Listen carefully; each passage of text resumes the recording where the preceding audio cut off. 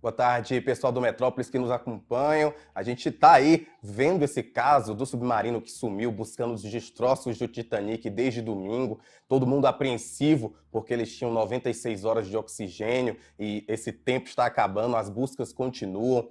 Só que a gente está com muitas mais dúvidas do que somente, né, se os tripulantes, os 5 tripulantes, vão ser salvos ou não. E para tentar resolver, trazer um pouco, né, de luz a esse caso, a gente conversa hoje com o comandante da base de submarinos da Marinha, Luiz Eduardo Cetrim Maciel. Boa tarde, comandante. Boa tarde. Agradeço a sua participação. Eu começo te fazendo uma pergunta bem básica, realmente, até para explicar para o pessoal como é que funciona um submarino. Bem, o funcionamento do submarino é bem interessante a gente começar com esse esclarecimento bem básico. Ele nada mais é que um navio que ele, quando ele suspende, né, ou seja, a gente usa esse termo para dizer quando ele sai da costa, ele funciona normalmente como um navio, só que ele tem uma capacidade de controlar a quantidade de água que entra e que sai nele. Quando ele precisa mergulhar, a gente opera tanques especiais, chamados tanques de lastro, permite que a água entre nesses tanques e o ar saia, de forma que o submarino fica mais pesado e ele efetivamente mergulha, desce abaixo da linha d'água e a gente inicia os procedimentos de navegação abaixo da linha d'água. Então, a capacidade de controlar a quantidade de água que entra e que sai permite que o submarino, no caso dos nossos submarinos, se comportem ou como um submarino ou como um navio de superfície.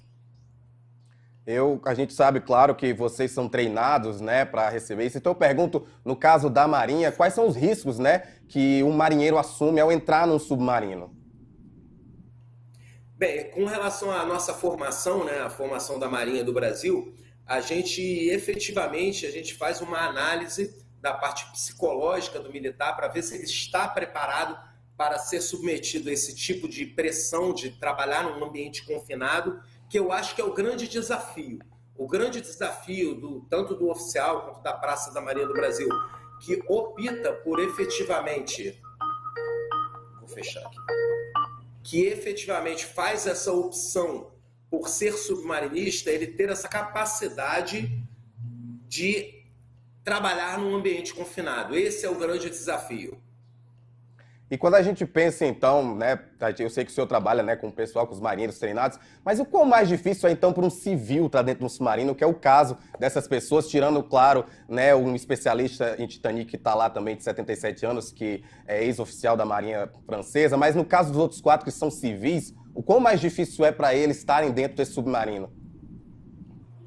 Eu acredito que a grande dificuldade, se a gente pensar em termos do que ocorreu agora, é eles receberem as informações desse tripulante, que é o mais experiente, para ele poder explicar a situação do ocorrido e como é que funciona uma operação de salvamento. Então, talvez o desconhecimento de como funciona uma operação dessa natureza que seja o mais complexo para um civil que está passando por essa situação agora. No caso desse submarino, que ele é pequeno, né, cabe apenas 5 pessoas, a gente viu, né, que inclusive há suspeitas de que ele não passou em testes, enfim, mas como é que as dificuldades aumentam nesse caso, né, de um submarino que é tão pequeno, tão diminuto? No caso específico desse submarino, que até o termo técnico seria submersível, porque ele tem uma concepção diferente de um submarino militar, sendo operado normalmente para esse tipo de evento, que é exploração, investigação, é a presença de pesquisadores. O fator que dificulta aí é o tamanho dele. Justamente por ele ser menor, essa fase da operação agora, que é a fase de localizar esse submersível, se torna um pouco mais complexa, porque você precisa efetivamente ir até lá e localizá-lo. Por ele ser praticamente um pouco maior do que uma Kombi, se a gente fizer uma associação para facilitar a compreensão do telespectador, esse é o fator que dificulta. No caso, se a gente pensar em termos da operação que está em andamento. Uma coisa que a gente está falando muito, né, que eles estão dizendo desde domingo, quando sumiu, é a quantidade de oxigênio que eles tinham. Eu queria também, agora, também de parte técnica, como é que funciona o sistema de oxigenação de um submarino? Bem, especificamente desses submarinos menores, eles possuem tanques para armazenar esse oxigênio, de forma que você planeja o tempo de uma operação baseado no tempo do oxigênio que a gente tem. No caso dos submarinos da Marinha do Brasil, que são submarinos efetivamente militares, a gente tem alguns recursos a mais, que seriam unidades responsáveis por absorver o gás carbônico e ampolas específicas de oxigênio que são usadas somente em situação de emergência.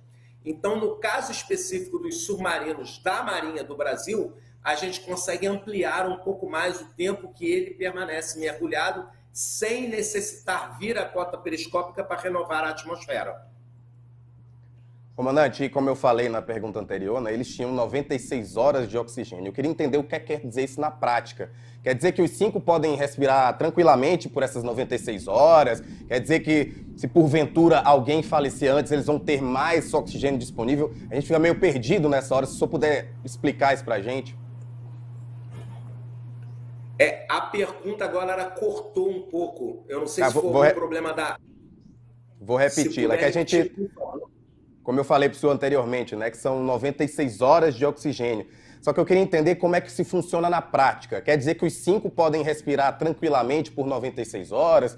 Quer dizer, se porventura alguém vira óbito, esse oxigênio fica mais tempo de oxigênio para os outros 4 tripulantes? Só para a gente compreender melhor o que é que significa 96 horas de oxigênio. Isso, naturalmente, é uma estimativa, né, porque a gente parte de um princípio que após o acidente, todas as pessoas elas vão buscar estar descansando e consumindo pouco oxigênio. Caso tenha ocorrido, por exemplo, alguma avaria que leve a uma aceleração do batimento cardíaco, essa estimativa ela diminui um pouco. Então, naturalmente, é um dado estimado. É difícil a gente ter a noção exata, porque nós não temos o conhecimento pleno do que ocorreu nesse submersível. Que tipo de avaria ocorreu, se houve alguma elevação do estresse dos tripulantes durante o combate dessa avaria. Então, isso tudo funciona alterando essa estimativa de tempo. Então, isso acaba, sim, sendo uma estimativa, que a gente não tem a certeza absoluta se vai durar mais 5 horas ou menos 5 horas. Então, trata-se, sim, de uma estimativa baseada numa situação ideal dos tripulantes.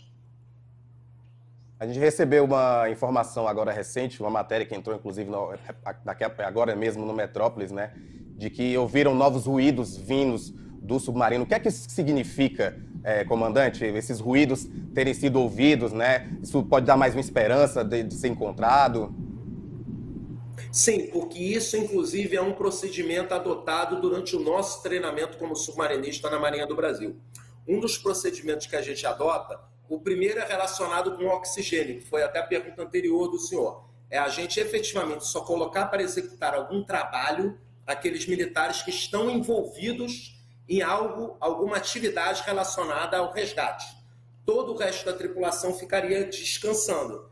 Então, esse é o primeiro aspecto. O segundo é que realmente o procedimento da gente fazer algum ruído no casco do submarino é um procedimento usual para a gente facilitar a nossa localização pelas unidades de resgate. Então, sim, esse tipo de emissão nos leva a crer que está sendo um procedimento utilizado pela tripulação desse submersível. Comandante, uma pergunta, obviamente, de um leigo, né? Mas os destroços do Titanic estão a mais de 3 quilômetros para baixo, né? 3 quilômetros de profundidade. Eu queria entender se dificulta, o quão fica mais difícil um resgate numa profundidade tão extensa. A gente tem um fator positivo e um fator negativo quando se trata desse submersível. A elevada profundidade, sim, ela dificulta, de certa forma, a segunda fase, que seria a fase do resgate, propriamente dito, por estar numa profundidade maior. Em contrapartida, por se tratar de um submersível com uma tonelagem pequena, e até como efeito de comparação, eu cito para o senhor aqui, esse submersível ele tem cerca de 10 toneladas, o termo técnico é deslocamento, que seria o peso dessa unidade. Enquanto um submarino como o da classe Tupi, que é operado pela Marinha do Brasil, ele possui 1.400 toneladas. Então, apesar dele estar numa profundidade maior, o que dificulta a primeira fase, que é a localização, A partir do momento que você localizar, para você trazer ele à superfície, você precisaria de uma unidade mais simples, que tivesse uma capacidade de elevar apenas essas 10 toneladas. Agora, não sei se essa pergunta vai ser pessoal, mas eu queria tentar entender, o senhor que tem tanto conhecimento de submarino, o quão é fora da curva alguém fazer esse tipo de turismo. Realmente é algo tão arriscado quanto parece? O senhor, né, reprova esse tipo de turismo que vem sendo feito por essa empresa de alguma forma? Eu acho que é cedo para a gente fazer qualquer análise nesse sentido, porque agora realmente a preocupação principal é encontrar os sobreviventes e a gente tentar passar para a fase de salvamento. Com certeza a gente vai ter uma fase de investigação posterior a esse momento de crise, em que a gente vai poder receber todos os dados relevantes para a gente poder concluir realmente se houve alguma falha por parte da empresa. Nesse momento agora eu acredito que é prematuro a gente dizer qualquer coisa. O mais correto é a gente aguardar a fase de investigação para ter essas conclusões. O senhor falou aí de fase de resgate, fase de salvamento. Essa fase de resgate acontece como? São outros submarinos que vão descer, que vão ser encontrados, e após esse encontro, né, e a gente espera que encontre as pessoas com vida, como é que é o procedimento, né, para salvá-los, retirá-los de dentro ali? Tem toda a questão da pressão, né? O senhor pode explicar um pouco como é que funcionam essas próximas fases que a gente espera que aconteçam? Sim, na Marinha do Brasil, essa operação a gente costuma dividir em duas fases. A primeira fase, que é a que está ocorrendo agora, é a fase em que a gente busca localizar o submarino ou o submersível que está desaparecido. Essa é a fase 1. A fase 2, a gente costuma designar como fase de salvamento. Nesse momento, o momento inicial, a gente verifica o estado de saúde dos tripulantes, para a gente ver se há alguma ação a ser feita com relação a isso. Aí essa fase se complementa entrando no salvamento da unidade, que nesse caso específico aí, devido às limitações do submersível, essa fase de verificar a situação de saúde dos militares, ela se confunde com o salvamento do submersível, porque a gente tem que subir com esse submersível, com os tripulantes lá dentro, porque o acesso a ele só pode ser feito na superfície. Então, isso devido à profundidade e devido à característica desse próprio submersível. Então, essa segunda fase ela acaba se comprimindo realmente numa corrida contra o tempo para trazer esse submersível rapidamente à superfície antes do oxigênio terminar.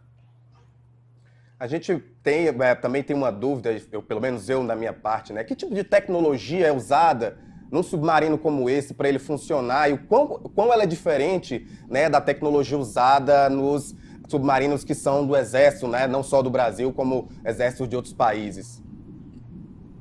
Bem, com relação, existe uma diferença fundamental, né? Porque quando a gente projeta um submarino militar, que é o que a Marinha do Brasil utiliza e precisa para cumprir as suas tarefas constitucionais, a gente projeta esse submarino para ser resiliente. Ele é um submarino que precisa ser capaz de ser submetido ao combate.